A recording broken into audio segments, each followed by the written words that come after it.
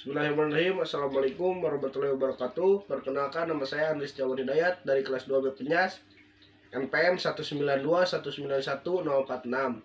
Di sini saya akan sedikit menjelaskan tentang proses dan kondisi belajar gerak, teori belajar mengajar. Yang pengertian belajar gerak. Konsep belajar pada umumnya dan belajar gerak sebagai belajar perilaku motorik pada khususnya telah dirumuskan dalam berbagai definisi oleh para ahli dalam proses pembelajaran anak. Melakukan berbagai tugas-tugas gerak sesuai dengan tingkatan pertumbuhan dan perkembangannya, sehingga dalam proses perkembangannya pendidikan jasmani memiliki muatan belajar gerak yang diarahkan pada pencapaian tujuan fisik dan perkembangan motorik. Belajar gerak secara sederhana dapat diartikan sebagai proses pembelajaran yang dilakukan secara terencana, sistematik, dan sistemis untuk mencapai tujuan pembelajaran yang direncanakan. Dalam proses pembelajaran materi pembelajaran adalah berbagai bentuk keterampilan gerak yang baik dikemas dalam bentuk permainan dan latihan ketangkasan.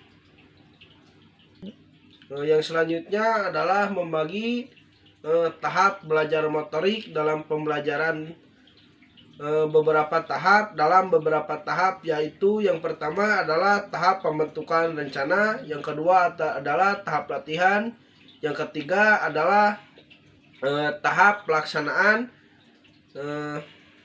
yang selanjutnya adalah phase kognitif, terus phase fiksasi. Selanjutnya adalah kondisi pada belajar gerak. Kondisi belajar gerak adalah suatu keadaan yang diperlukan agar proses pembelajaran gerak dapat berlangsung ke arah pencapaian tujuan. Keadaan yang diperlukan itu meliputi keadaan yang perlu ada pada dirinya pelajar dan keadaan yang ada di luar diri pelajar yang berpengaruh atau yang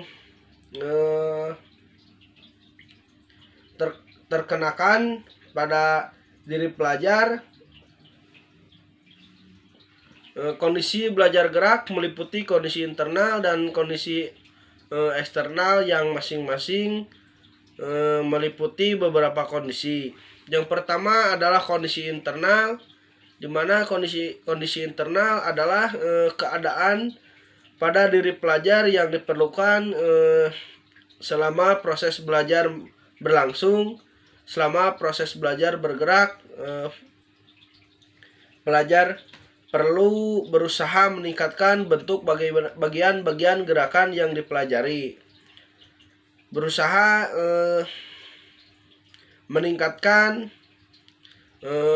urutan rangkaian dari bagian-bagian gerak dalam gerakan keterampilan secara keseluruh. Pada awal dari proses belajar gerak, di mana pelajar harus berusaha memahami gerak yang perlu dipahami, kemudian adalah bagian-bagian dari gerak dan urutan rangkaian istilah meningkatkan dalam pembahasan mengenai proses belajar gerak. Tidak hanya menyangkut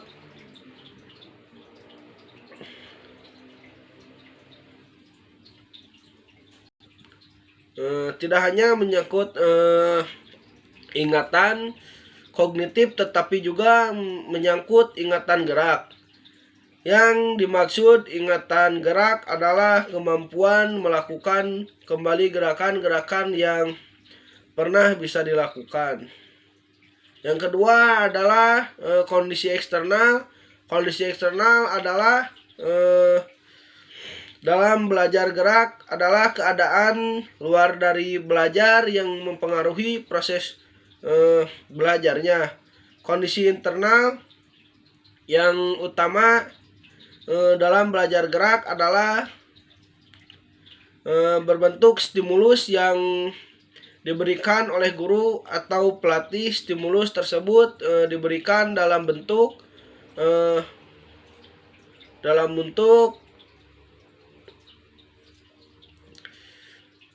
pemberian penjelasan gerak. Pemberian penjelasan gerak mengenai gerakan disebut juga sajian instruksi verbal.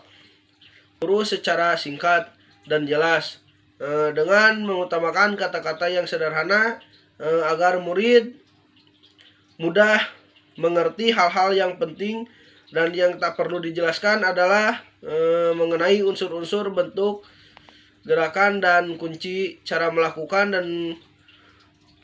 dan urutan gerak yang seharusnya dilakukan. Sekian dari saya, mohon maaf bila masih banyak kesalahan. Billahi taufiq wal hidayah. Assalamualaikum warahmatullahi wabarakatuh.